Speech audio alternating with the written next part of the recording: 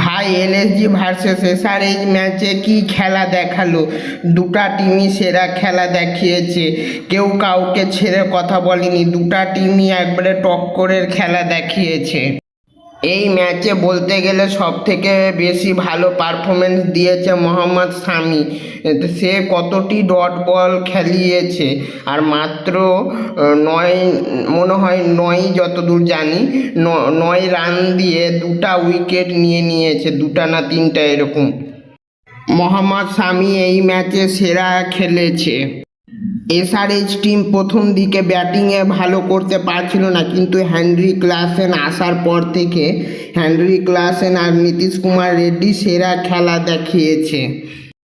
এই ম্যাচে এসআরএইচ টিমের বোলিং মোটামুটি হয়েছে, ভালো হয়নি, মানে ভালো হয়নি বললে মানে ভালো হয়নি, মোটামুটি মোটামুটি বললেও চলে না, খারাপই হয়েছে, কিন্তু মানে মোটামুটি হয়েছে, মানে ভালোও না খারাপও না।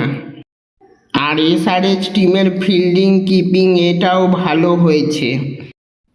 আর এলএসজি টিমের বোলিংও ভালো হয়েছে। ব্যাটিংয়ে প্রথম দিকে খারাপ হচ্ছিল, কিন্তু ঋষভ পান্ত সেরা লেভেলের খেলেছে এই ম্যাচে। আর বোলিংয়ে মোহাম্মদ শামি সেরা লেভেলের খেলেছে।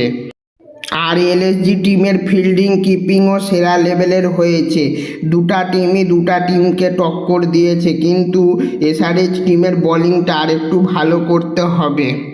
এসআরএইচ টিমের ব্যাটিংয়ে যদি হেনরি ক্লাসেনকে বাদ দিয়ে দিই তো তাহলে কেউ বেশি ভালো খেলতে পারেনি। হেনরি ক্লাসেন ভালো খেলেছে।